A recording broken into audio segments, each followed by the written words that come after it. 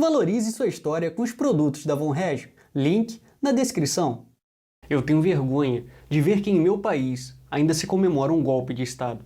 Um golpe que derrubou um governo constitucionalmente estabelecido, amado pelo povo e que iria realizar grandes reformas que fariam o Brasil crescer ainda mais. Um golpe que acabou com as liberdades e instaurou uma ditadura. Ditadura essa feita por militares que perseguiram, torturaram e mataram seus opositores, censuraram a imprensa e promoveram o maior exílio político de nossa história. Porém, os tempos estão mudando e a cada dia que se passa, menos brasileiros comemoram esse golpe militar de 15 de novembro de 1889, o dia que um levante derrubou a monarquia e criou a república na qual vivemos. E junto a isso, iniciou-se uma série de golpes e contragolpes sem fim, como a intervenção militar de 64.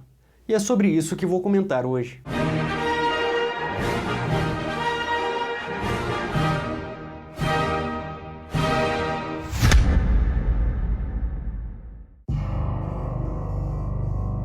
Nos anos 60, o mundo vivia o medo da Guerra Fria, a tensão entre o capitalismo americano e o comunismo soviético. O cenário revolucionário alastrava-se pelos países, e o Brasil não ficaria fora disso. À época, a presidência da República era ocupada por João Goulart, e o nosso país estava paralisado. Havia uma grave crise econômica, greves proliferando, ingerência administrativa e ameaça de golpe de Estado era um fantasma constante. A situação piorava por conta da ameaça vermelha, onde àquela altura o Partido Comunista do Brasil acelerava o processo revolucionário, já tendo enviado homens para treinamentos de guerrilha na China e espalhado focos de terrorismo no Brasil. Vale lembrar que poucos anos antes houve a mesma revolução em Cuba e condenou seu povo. E pelo conhecimento desses ocorridos, os brasileiros exigiam mudanças drásticas. E para isso, vinham com uma única saída, uma intervenção militar. Esse apelo criou até então a maior passeata de nossa história, a Marcha da Família com Deus pela Liberdade, onde saíram às ruas mais de 1 milhão de brasileiros, e isso em uma época em que nossa população era de cerca de 70 milhões de nacionais. O que eles queriam era que se cumprisse a Constituição, onde os militares interviriam, derrubariam o governo e convocariam novas eleições, onde o nome favorito para o Planalto era o do conservador Carlos Lacerda. Porém, as Forças Armadas mudaram o plano. Lacerda, um dos principais articuladores civis da intervenção de 64, por conta da prorrogação do mandato do Marechal Castelo Branco na presidência, se voltou contra o regime 2 anos depois. Segundo ele, essa prorrogação levaria o recém-instalado governo revolucionário, ou seja, algo transitório, a ser um regime permanente. Pela força das armas, o exército sempre teve o papel de defender o país de inimigos externos e internos. Porém, com a queda da monarquia, derrubada pelos próprios militares, a caserna tomou para si a missão de ser o poder moderador. Usurpou a prerrogativa do imperador de estabilizar a política em momentos de tensão. Entretanto, diferente de Sua Majestade, as armas não fazem isso pelo consenso político, mas sim pela força, e o próprio regime militar provou que essa não é a melhor saída.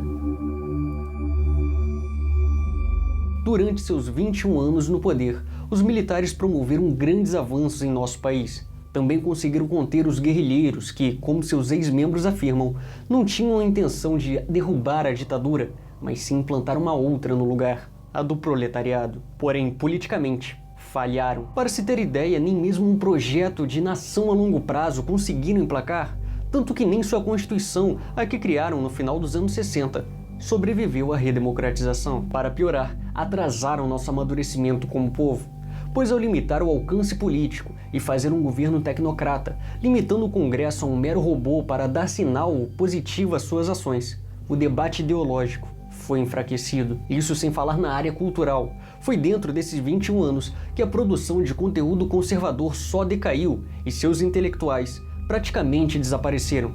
Em contrapartida, os progressistas ganharam cada vez mais espaço. Como resultado, após 2 décadas, os militares simplesmente entregaram o poder àqueles que deveriam ter desmascarado. Tudo isso poderia ter sido evitado caso esse mesmo exército, em 1889, não tivesse esquecido os ideais de Caxias para entregar-se a uma ideologia positivista, dar um golpe no imperador e condenar os brasileiros. Para se ter ideia, A movimentação sociopolítica, como as articulações de homens como Lacerda e a Marcha da Família para a queda do governo Goulart, talvez nem teriam sido necessárias caso fosse o sistema a antiga monarquia. À época, teríamos como imperador o bisneto de Dom Pedro II, o príncipe Dom Pedro Henrique, que seria o nosso Dom Pedro III. E Sua Majestade, logo no início da crise, usaria das atribuições que a Constituição Imperial de 1824 lhe concedia no poder moderador. Sei que era uma situação complexa, nada fácil, mas a nossa experiência no século XIX mostra que enquanto nossas repúblicas vizinhas pulavam de ditadura em ditadura, de golpe em golpe, nossa monarquia se mostrava livre no campo político. Com isso, sei que posso afirmar, Sua Majestade teria dissolvido o parlamento e logo convocado novas eleições. A estabilidade voltaria, e aí sim, as forças armadas defenderiam o país contra os guerrilheiros, e os civis lutariam na cultura pelo amadurecimento político-social. Mas não tivemos nada disso.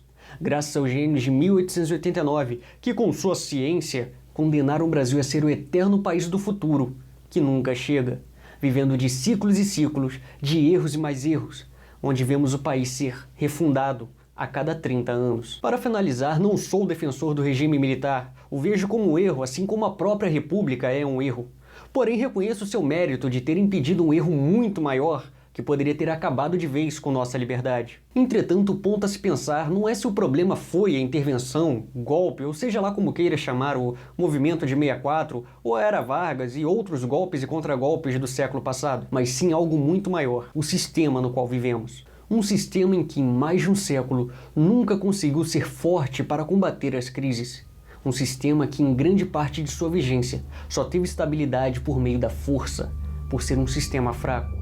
Um sistema chamado República Brasileira.